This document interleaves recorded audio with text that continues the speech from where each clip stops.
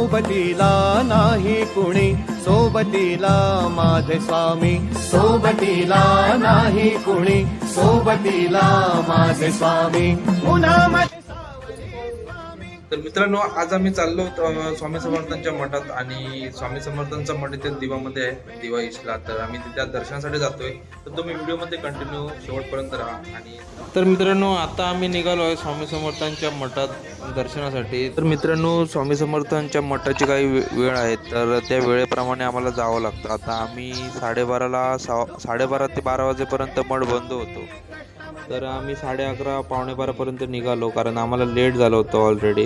तर मठात जाण्यासाठी जे स्वामी समर्थांना पूजेसाठी लागणारे फुलं घ्यायला आम्ही थांबलो आणि फुलं त्यांना जी लागते ती फुलं घेतली आणि तिथून निघालो स्वामी समर्थांच्या दर्शनासाठी.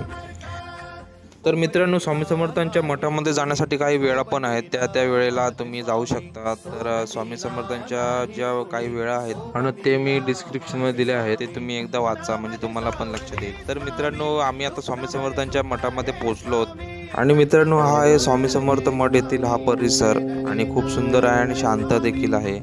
तर मित्रांनो, आम्ही इथे पोहोचलो आणि मठात पोहोचल्यानंतर आम्हाला पाय वगैरे धुवून आतमध्ये जायचं होतं. तर इथे समोर टंकी होती, आम्ही हातपाय वगैरे धुवून घेतले. तिथून नंतर आम्ही स्वामी समर्थ महाराजांच्या मठामध्ये जाण्यासाठी प्रवेश केला. आणि मित्रांनो, मठामध्ये आतमध्ये आल्यानंतर खूप शांतता होती आणि चांगलं पण वाटत होतं आणि स्वामी समर्थ महाराजांचं दर्शन घेतलं आम्ही. मित्रांनो, स्वामींच्या मठामध्ये थोडं बरं वाटलं, कारण आम्ही इथे आल्यानंतर थोडा वेळ बसलो. त्यानंतर मंदिराभोवती परिक्रमा घातल्या, बाहेर आलो. तर त्यानंतर तिथे नागनाथ मंदिर होतं, तिथे पाया पडलो. तर मित्रांनो, पाया पडल्यानंतर आम्हाला तिथल्या भटजीने प्रसाद दिला, तो घेतला आणि आम्ही निघालो घरच्या दिशेने. तर मित्रांनो, तुम्हाला हा व्हिडिओ कसा वाटला तुम्ही नक्की मला कमेंटमध्ये सांगा. हा व्हिडिओ आवडल्यास लाईक शेअर करा, चॅनलला सबस्क्राईब करा. आता भेटूया नेक्स्ट ब्लॉगमध्ये. धन्यवाद.